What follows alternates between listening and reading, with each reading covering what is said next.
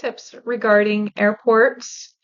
I usually arrive at airports at least 2 hours before departure or 1 hour early for small airports. Like Albuquerque, New Mexico is a small airport, so I could just arrive there an hour early. Or Rapid City, South Dakota is another small airport. But Tampa, you can show up maybe an hour and a half. Texas, definitely show up 2 hours early, especially if you're flying American Airlines. And what I do with my baggage is I get the bright luggage tags, which I included the links down below. And then I included the air tags so I can identify my bags and track them.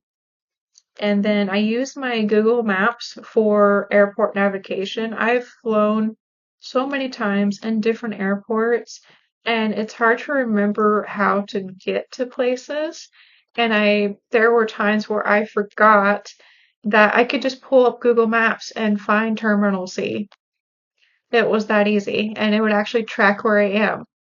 So don't forget you can do that. We have technology, and it does a world of a difference, especially when you're on a crunch in between connections and so forth. And then I also check my flight status because your travel apps don't always immediately update.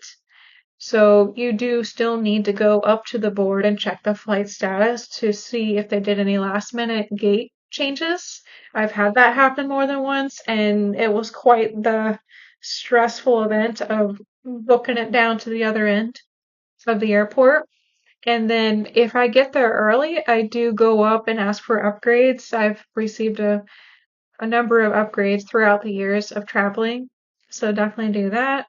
And then if you have a small pet, which I feel like is not discussed enough, and I feel like I not a lot of people have experience with it.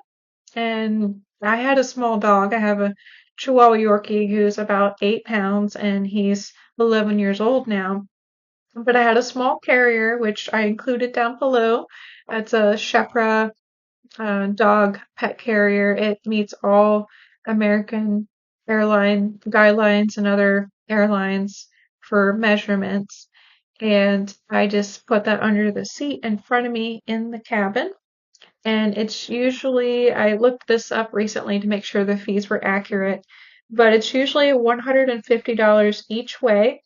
And if the flights change, make sure your pet is added to the new reservation. There's been times where I've had to change the flight in between connections and forget to add my dog. So don't forget to do that. And yes, it is possible to travel with your small pet. Just be mindful of that additional fee. And you can't check in on your app when you are flying with a pet. You have to actually go up to the counter so they can look at the dog, make sure the measurements are right, and check you in for both going there and back. So that is a disadvantage, but it gives you the ability to travel with your dog without worrying. If they are a larger dog, that part I don't know. I believe you could like check them, but I can only imagine how stressful that can be. My small dog did just fine because he was able to see where I was at all times, and he just slept like it was a car ride.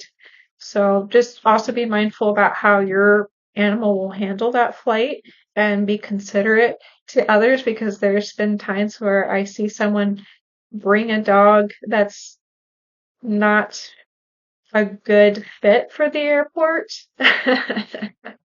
So, yes, so those are my tips for traveling in the airport.